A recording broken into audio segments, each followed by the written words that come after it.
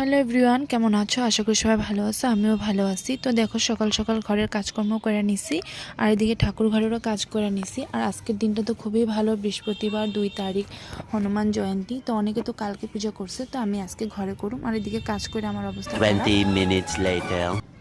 তো এদিকে দেখো, স্নান করে আয়ে গেছি। স্নান করার পরে এখন চুলটা পুরো ভিজা, তবে ভিজা চুল নিয়ে ঠাকুর ঘরে ঢোকা তো ঠিক না, তার লেগে ভিজা চুলটারে এখন আমি একটু খোপা করে নিছি। আর হনুমান পূজা করুম যখন, তো হনুমানজির প্রিয় কালার লাল, তার লেগে লাল রঙের শাড়িটাই পরলাম।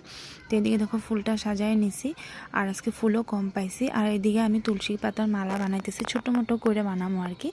আর বট পাতা পাইনি, তার লেগে পান পাতার মধ্যে আমি রাম লেখা হনুমানজিরে অর্পণ করলাম। তো এদিকে দেখো সব কিছু আমি রেডি করে নিছি, আর একা হাতে করতেছি, তো মানে কী থেকে কী করুন বুঝতে পারতেছি না। এদিকে প্রদীপটাও রেডি করে নিছি, ঘিয়ের প্রদীপটা আর কি। তো এদিকে ঘরটাও বসায় দিছি, এখন আরতি করুন। তো এদিকে দেখো আরতি করলাম, আর ধূপকাঠিতে আরতি করার পর না আমার মনটা ভালো লাগতেছিল না, আর সুবা কাটা আসছিল না। তো তারপরে আমি বাইরে গিয়ে 2 টুকরা সুবার কাটতে আনছি আর কি। তো সুবাটা কাটার পর ধুনাটা দেওয়ার পরে মনটা এত ভালো লাগতেছিল। আর আমার এমনি ধূপকাঠির থেকে সুবা দিয়ে ধুনা দিতে বহুত ভালো লাগে আর কি। আর ধুনার গন্ধটা এত ভালো লাগে। তো এদিকে আমার পূজা পুরো কমপ্লিট হয়ে গেছে, আর এখন হনুমান চালিশাটা পড়ুম। আর আমি এমনি সবসময় হনুমান চালিশাটা পড়ি। তো আমার ভিডিওটা তোমাদের কেমন লাগছে কমেন্ট করে জানাইবা।